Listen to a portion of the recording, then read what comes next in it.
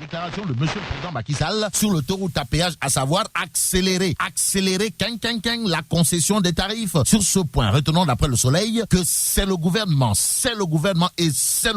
qui est interpellé. L'interpellation de Gor Marem Faye est levée cependant au rang de médecine après la mort. Et c'est peut-être avec la mort dans l'âme que les usagers mettent Sénac dans le sac d'après la Tribune, d'où le titre qui barre la une du journal du groupe des médias, à savoir autoroute péage de réprimande. Que retenir dans cette histoire d'après la Tribune, sinon Macky Sall et Eiffage urgentistes suite à mort d'homme. Même s'il est dit l'homme est un loup pour l'homme, la Tribune nous livre ce que pensent certains usagers de l'autoroute à péage, à savoir il faut et par la force d'Olimbam que les gérants de l'infrastructure dédommagent toutes les victimes. La victimisation, c'est ce que n'entend pas faire Omar Faye de l'Herald Askanui qui dans la Tribune dit billahi, wallahi, watalahi. Cette autoroute est pire que le virus Ebola. En tout cas, semble signer Omar Faye alias Rigal du mouvement l'Herald Askanui qui dans la Tribune sort des Punkalimamu Kurubaïfal, comprenez, des Ngandi Mamumbolde, pour dire que le Sénégal fait face au coût le plus cher au monde, sans oublier l'insécurité, l'obscurité, les accidents mortels. L'autre révélation de Omar Faye qui doit pousser tout le monde à dire Kauteuf contre Eiffage ou encore Eoujobileh, Mina Sénac Radim d'après la Tribune, porte sur le fait que même les corbillards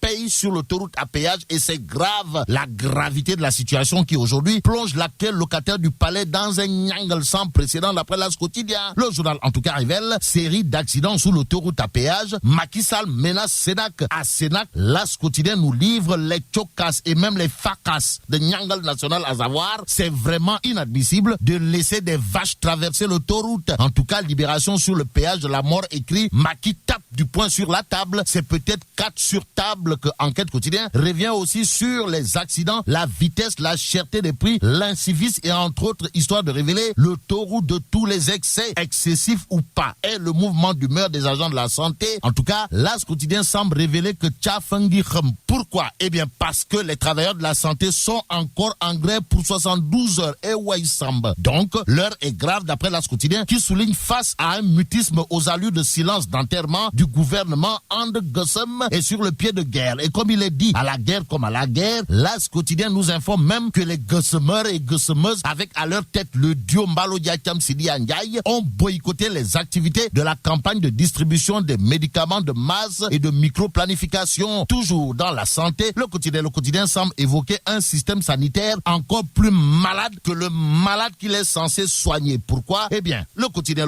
en veut pour preuve le traitement de l'asthme avec 15 pneumologues pour 15 millions d'habitants. Bon, restons avec le quotidien qui titre Rapport transformation économique du primaire au secondaire, pas si efficace. Et là, c'est l'inefficacité de Amadou Ba, notre bien-aimé ministre des Finances, qui est cloué au pilori. Bon, Amadou Ba, élevé au rang de tchouné, de classe exceptionnelle, pire de canard boiteux. Le quotidien en veut pour preuve la mise en œuvre du PSE, histoire de noter que le premier axe peine à s'enclencher. Terminons avec la Tribune qui note les explications de Youssou Touré sur ses pleurs, à savoir j'ai pleuré parce que, point de suspension, et je continuerai à pleurer car c'est humain. En tout cas pour Youssou Touré, celui qui ne pleure pas est un monstre. Et là, mais la chidong de Wallabok. Bon, vive le Sénégal.